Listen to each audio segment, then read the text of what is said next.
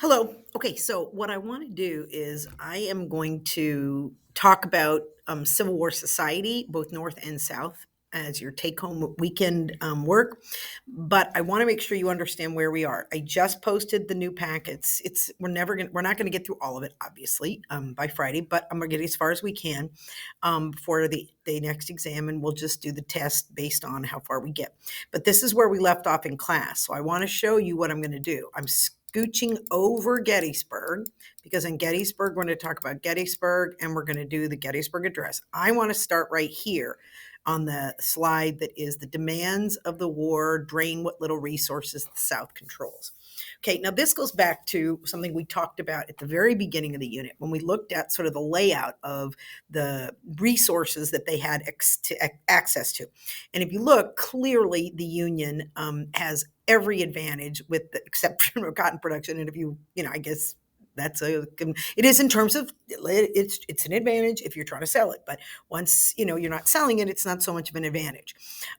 So what happens is this really starts to build pressure, and this lack of resources is really going to start to weigh very heavily on the Confederacy. Stress starts to build. Whenever you got stress, there's infighting. They don't have the industrial capability, and once we take out key industrial locations, their ability to reconfigure and sort of go back in and prepare to do battle again becomes hard. So this length of the war is going to be a real problem for them. The resources, once the Emancipation Proclamation goes in, you're going to have more and more slaves fleeing to the north. So there's a lot of different things happening. There was in the South this perception, some would call it a misguided reliance on King Cotton. They believed that Europe was going to be there, that England in particular was really stuck with them. And what unfortunately happens for the Confederacy is that England's not going to, at this point, commit either way early on, and then they'll eventually decide not to come into it. And they're going to basically go to other cotton producing places. And this is when the colonization of India really kicks up. And this is when they establish this full on cotton, kingdom there. They also, the Confederacy, did not appreciate the role that the bankers played, the role that the insurance companies played, the role that the shippers and the ship making in that. So they kind of get caught a little bit, like feeling, I think, overconfident in some ways. And the other thing is, let's be honest, they can't eat cotton. You have to grow food if you're fighting a war and you're trying to feed your people. So they end up switching to food production, which decreases their cotton production, which means even if they could have sold it, they have less to sell. Now, the irony of ironies is that prior to the Civil War coming into existence, the North had been buying up the cotton production. So, in fact, Northern factories, our textile factories, never run out of cotton at any point during the war. They had stockpiled so much of it that they're actually going to be in fine shape in terms of their own American industry's reliance on cotton. So, these are just some cartoons. Cotton is king. This idea of excessive cotton combing, excessive reliance on it means it's not going to work. So what ends up happening here is England is officially throughout this war going to remain neutral. Here's a couple of cartoons sort of showing the dalliance back and forth. This is a woman, a figure here that is representing Britannia. You can tell by her shield here. It's this fast color, something like no Confederate notes. Well, that tells you that they won't accept their currency because their currency's not based on anything.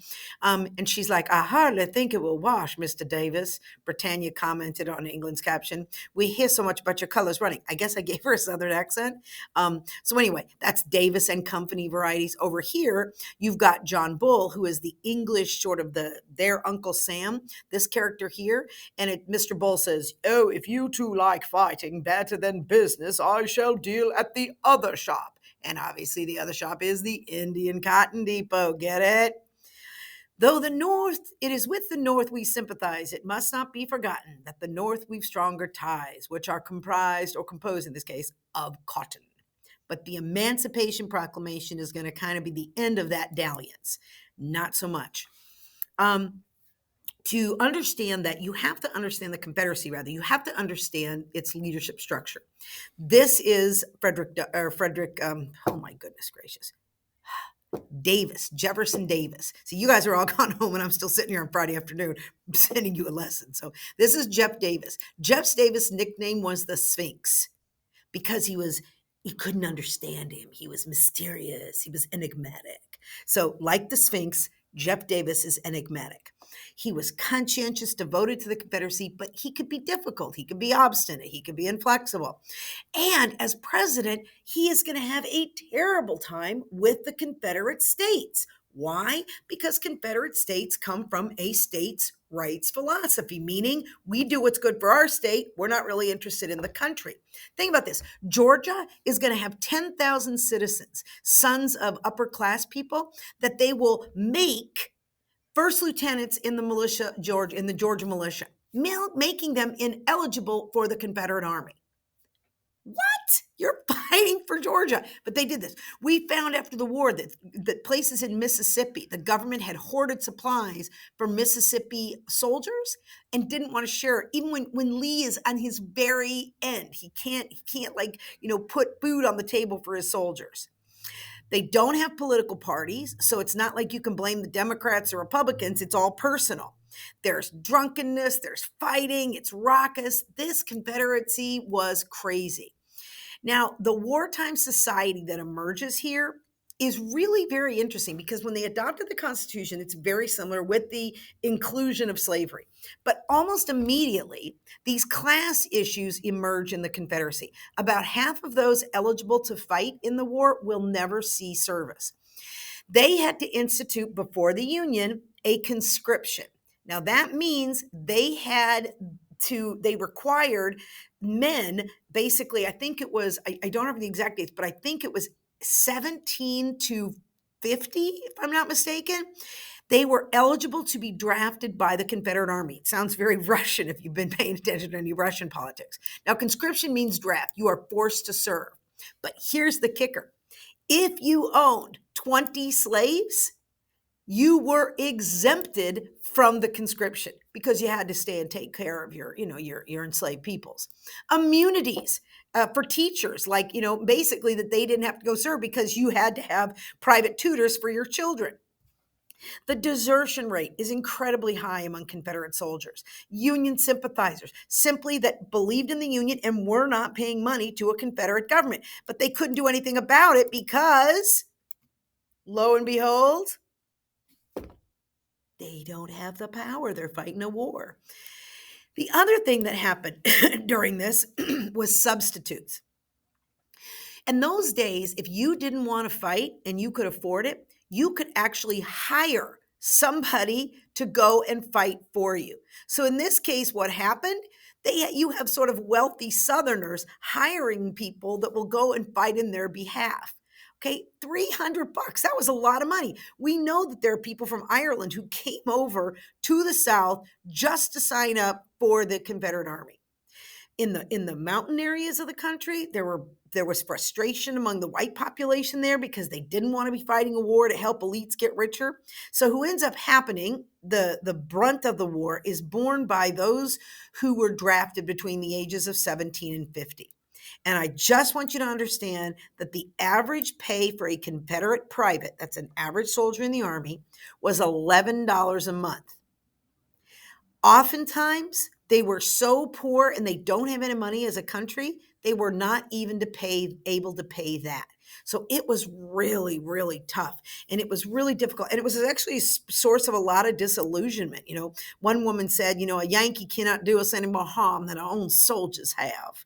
So, it was tough. And let's look at the economics here. Inflation in the South is high.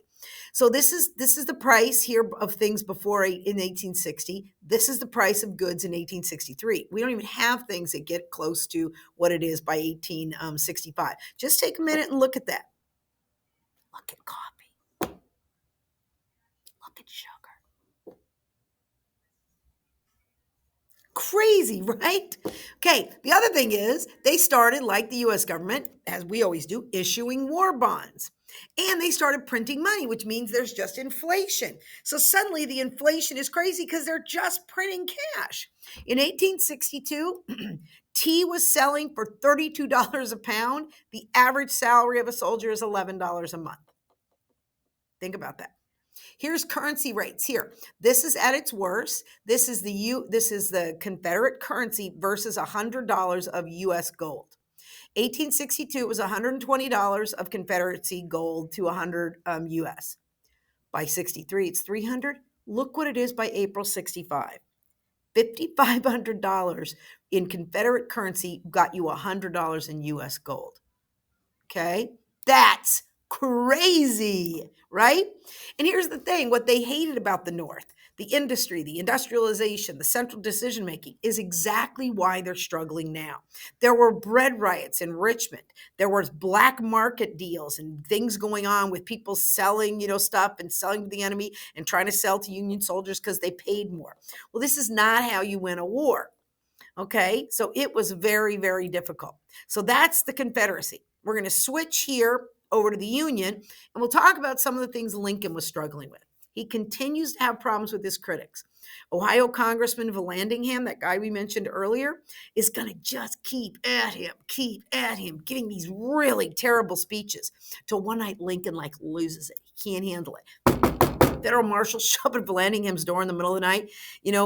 They show up, they arrest him, they throw him, they basically put him on a trial. They have this quick trial, they convict him, and they basically put him on a train back to Ohio. This is all in Washington. Put him on a trail back to Ohio and said, if you don't want to get arrested again and you don't want to be sent away to a prison without a key, keep your mouth shut. So they send him back to Ohio on a one-way train. So anyway, but these copperheads were constantly criticizing Lincoln. I mean, just nonstop. In 62, things are not going well. They lose seats. Okay, this is bad. Now, they did hold the House, sort of like what we're facing coming up Tuesday. Are the Democrats going to keep the House? Are they going to lose it? It's going to be interesting to play out. Even members of his own cabinet are critical. Salmon Chase is constantly criticizing him until Tawney dies, and Lincoln's going to replace Tawney with Salmon Chase. So he takes care of that critic. William Seward is going to keep criticizing him until Lincoln just slowly brings him under his wing and brings him into the fold. But wartime society's tough. I mean, just look at these pictures of Washington, D.C. This is going down Pennsylvania Avenue. See the Capitol in the background? This is up on the Capitol grounds. These are pictures. That's from inside the Capitol. Everywhere you went, you would find the wounded and people of soldiers among the people of Washington. It was very, very ugly. In terms of our own situation, Lincoln calls up for more volunteers for a 3-year term of service. Within a month, he called for another 300,000.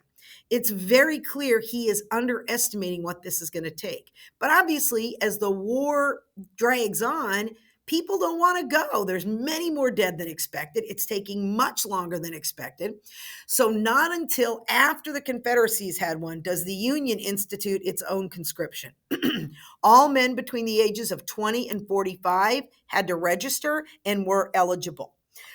They had an enrollment situation here, similar to what they have. It's like a draft recruitment in March of 63, and that's what you have to, that conscription is called the Enrollment Act. These are the same things, so you don't get confused. The Enrollment Act is U.S. conscription. So it starts in March of 63. All men between the ages of 20 and 45. But here's it. After Gettysburg, people are upset. There are draft riots in New York City. Almost 1,200 people, 1,200 people are going to be died. They had to send the army in to quell the rioting. Okay, it lasted for a week. If you look at every one of these little fires here, that's the island of Manhattan there between the East River and the Hudson River. That's it, guys. Rioting. What? Race riots break out in northern cities. They're fearing they're going to lose their jobs to freed black men. This here shows you where there were rioting and things in all the states where there was tension. If you notice here, most of the racial tension at this time is in the North, partly because in the South, there's still, that control of slavery. You have black men being lynched. I mean, there were several black men lynched in New York City because they're blaming the black man for the Civil War and what's going on. It's tough. In the society, 20% of our army in the North, the Union, were immigrants. So they came, same kind of class issues emerge. The United States offered volunteer bounties for volunteers who signed up. A bounty is like a kind of a bonus. Here's a $300 bounty from New York State if you signed up early or if you got a substitute. You also could hire a substitute, just like in the South. Carnegie, Rockefeller, Gould, three people that go on to be some of the wealthiest people in America, all hired substitutes to fight for them during the Civil War when their numbers were called. Again, desertion, just like the Confederacy, it is high. Midwest was the area you wanted to go to. They said, I'm not going to fight to free Negroes and enslave white people. This was how you did it. And you often heard the chant among the Northerners, this is a rich man's war, a poor man's fight. The idea that although the rich men are getting some of it, the poor men are end up doing all the fighting. The contrabands and the slaves now, since the Emancipation Proclamation, it's going to explode. Every night, hundreds of runaway slaves would show up behind Union line. These are photographs of different slaves showing up, enslaved people running away from their Confederate homes and showing up to follow the Union Army because they knew if they could get to the Union Army, they'd be free. And here you have a picture of, here's a commander on a Union horse. Just follow the road back. That road is the army, and people were walking alongside, people were following behind. This is what it looked like. So these challenges of the freedmen are going to pose a real issue for some people in the army. How do you conduct a war when you've got so many sort of these people showing up at your military bases? For blacks, the Emancipation Proclamation was the official beginning of black recruitment for the Civil War. In the spring of 63, there were 2 black units. By 64, 140.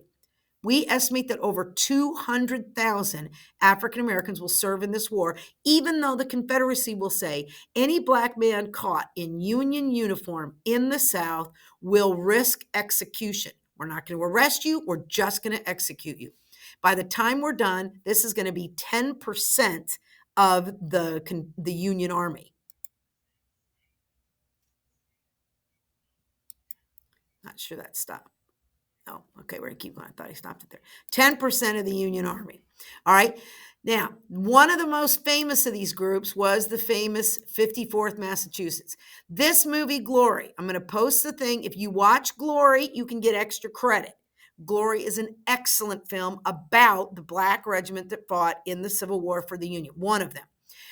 When they found out they weren't going to get paid, or they were going to get paid less than white soldiers, they refused to take any money at all. They will fight 2 years without being paid. Again, dozens of battles are going to be fought across the South. Many of these black men will go on to liberate some. This here, William Carney, is the first black man ever to win the Congressional Medal of Honor, black man to return it. And part of that happened for his valor that he displayed at Fort Wagner. Fort Wagner is the last scene that takes place here, partly because this is where a lot of them die. The leader, Colonel Robert Shaw, was among the dead. 272 out of the 600 members of the 54th Mass will die at this particular assault on Fort Wagner, and they will lose. So it was really depressing. But they never let the flag hit the ground. And it was this whole notion that, they still, no matter how much America maybe didn't claim them, they claimed America. So, but it was tough. African Americans in the Civil War, everywhere you see like a yellow flash, there are black soldiers that served in the U.S. military in one of these locations. Dozens of African American soldiers were fighting, freeing slaves, dozens of battles liberating them. Probably the most atrocious of what happened to these events was what happened in Tennessee at a place called Fort Pillow. There was a black group of Union soldiers who got caught and they surrendered. And the rules of engagement say if you surrender, you're supposed to not kill anybody. You're not supposed to do anything. Well, they surrendered to Nathan Bedford Forrest. Nathan Bedford Forrest, as I told you, was going to go on to found the Ku Klux Klan, didn't care much for them. He massacred every one of the black soldiers that surrendered to him, and they just laid them out on April 12th. So there were tragedies like that and like events like that really kind of, just were just beyond the pale, wasn't necessary, right? For the economy in the North, we will implement during this war the first income tax, and that was basically not much, but it was a 3% tax on all incomes over $800. Okay, if you do the math, you will see that inflation is not so bad here. Okay, 80% inflation in the North, which we would think was very high, was nothing then, because the South by the end of the war had, one person said, 9,000% inflation. Okay, look at the inflation rate here of the South. Okay, the line down here going up a little bit, that's the Union. There were people who smuggled, people who war profiteered, so people who sold to the Confederacy. So war profiteering is anybody who tries to make money. Remember during the Revolution, tries to make money while goods are in short supply. Well, you also made money by selling things that you couldn't get in the South. Like you saw how much coffee was. Well, so one of the things that savvy Southerners and Northerners did is they worked out a deal where if you put a body in a coffin and you carried a bunch of coffins across the border from the Confederates or from the Union, excuse me, back to, like, say you're taking Confederate soldiers home, and you say their bodies are in there, they weren't inspected because who wants to see a mangled body that's stinky and been sitting in a coffin for how many weeks? They're not on ice, right? So they let them go. Well, there weren't bodies in these coffins. They were smuggling goods in these coffins. One of them smelled this rich aroma of coffee beans because it was full of coffee. It was selling at 1,000% profit in the Confederacy. So when I'm telling you they made some money down this, they made some money. Okay. Most smugglers during the war were women. Women were had an easier time smuggling because here's a woman getting busted. They would stick stuff up on their legs, under their skirts, and men couldn't feel their legs because that would be sexually inappropriate. That would not be what you did. So they do stuff like that. So women actually were very good at smuggling things. And you also just pay off the guards and they let you steal stuff through because, again, they're not making much money. It's funny, a lot of people know Brooks Brothers as this great, foundational company and great like shishi suits and stuff. Brooks Brothers was one of the worst companies ever during this time. They started during this time. They made all the military uniforms for the Union, but their clothes were so terrible. They arrived to soldiers and they didn't have buttons. They fell apart. They had cardboard in the bottoms of their shoes. First time you get them wet, guess what happens? They literally fall apart.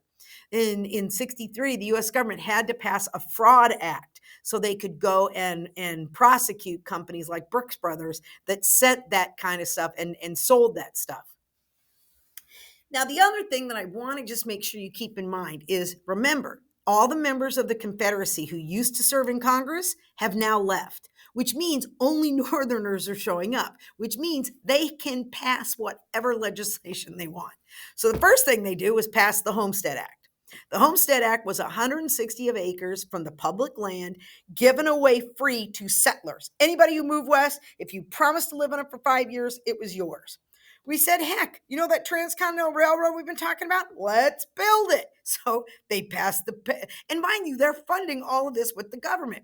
They said education's important, so let's make sure we've got public universities. The Morrill Land Grants was basically public universities across the United States. If you look at these blue dots, every one of these things that's a blue dot has a foundational grant from the Morrill Land Grant that serves as, to this day, to finance and pay for these universities.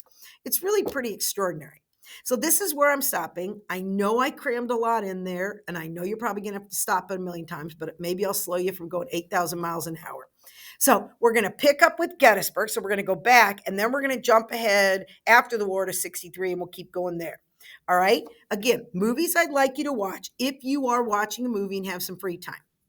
Definitely Glory, definitely Lincoln, and definitely The Conspirator, in that order. Okay, in that order. Glory, Lincoln, The Conspirator. Glory, Lincoln, The Conspirator. I'm actually going to post some questions. If you want to get credit, I will post some questions that you can answer when you do it to show me that you've done it. And there you have it. All right, have a good weekend. Shabbat Shalom.